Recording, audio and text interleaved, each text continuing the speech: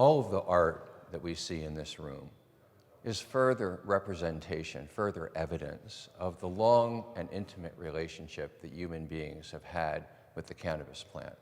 In Europe, at one time, 80% of the clothing was made out of cannabis hemp. And so lots and lots of hemp was being grown in Europe several centuries ago.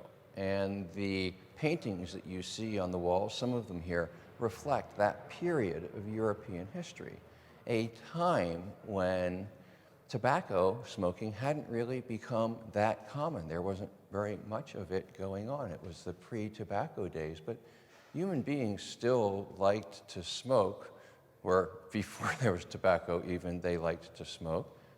And so we would take these little flowers that grew at the top of the hemp stalks and put them in our pipes and smoke them. And there's been some historical debate about whether or not what was being smoked in those pipes was actually psychoactive or not. But you know, I think if you take a look at the faces of some of these paintings, you'll clearly see that people were pretty jolly.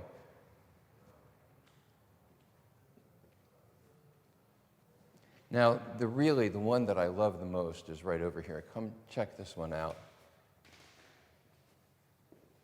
It's actually quite a famous and significant painting in Dutch art. And I'm going to give you the name of the artist, which is David Teniers the Younger. And just take a look at this painting. Notice how they're lighting the pipes in what we would consider an upside-down fashion, but very effective. Take a look at what you see there. It looks like I see a few seeds in there, possibly something that looks like it came off of a hemp stalk. Right? The clothing that all of these folks were wearing, or at least a good bit of it, was probably made from hemp. And I don't know what they're doing for light in there, but if there's light, it could well be coming from hemp seed. And then, of course, the paints and the canvas that this painting was painted on were also made out of hemp, were partly made out of hemp. So a really interesting view of the role, the critical, the central role that hemp has played in European history, well, in history all around the world. Now, over here, you can get a sense of that breadth.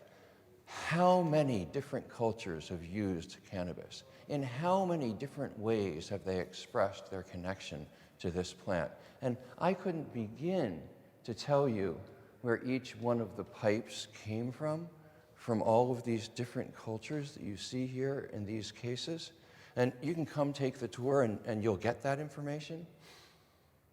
But what it does say to me is how deep this relationship is, how we have expressed it in so many different ways. Like, one of the things I really love here is this drawing here, clearly of somebody, I think, like from Africa, maybe South America. I'm not sure where we are geographically here, but we have an indigenous brother who is putting his mouth down to the opening of a pipe that has been carved in the earth.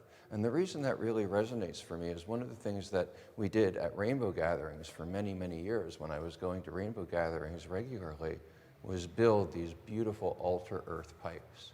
And we too would prostrate ourselves to Mother Earth, and we too would put our lips to her and kiss her and draw from her these vapors of life.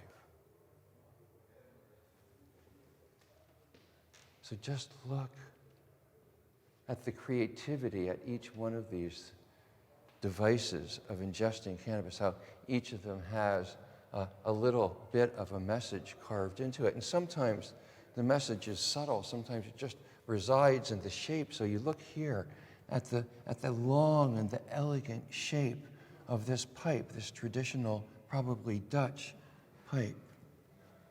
But then come over here, and you'll see a very different kind of way of smoking cannabis. This is a chillum. And if you look carefully on the top of that chillum, you will see that it's been carved with divine erotic images. And my guess, and it's just a guess, I could be wrong about this, is that that chillum was used in tantric yoga practice, which involves both sexual energy and cannabis energy. Where did these come from? Maybe Pakistan, maybe India. You'll have to come take the real tour to find out for yourselves. Here is an early bong. So when I was introduced to bongs, this was the form that they came in, a bamboo bong that looked almost identical to that. And the practice of bamboo bongs was brought over to us by veterans from Vietnam who had learned how to smoke cannabis in bongs in Vietnam. Over here you see another representation, again, this connection of cannabis with the divine erotic.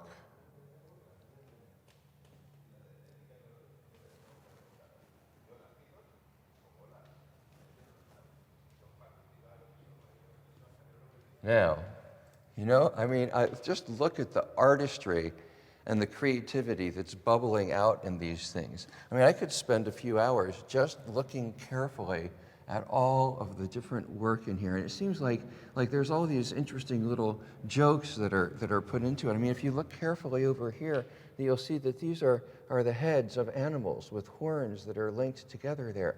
I don't know, was there a cord that went through all of them? What was that purpose?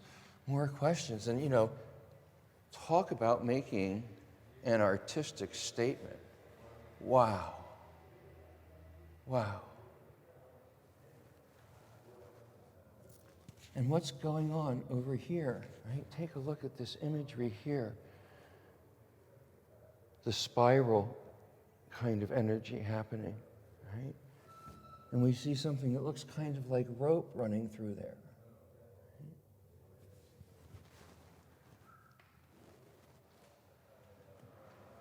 And humor, it's just like there's so much humor. Take a look at this, right?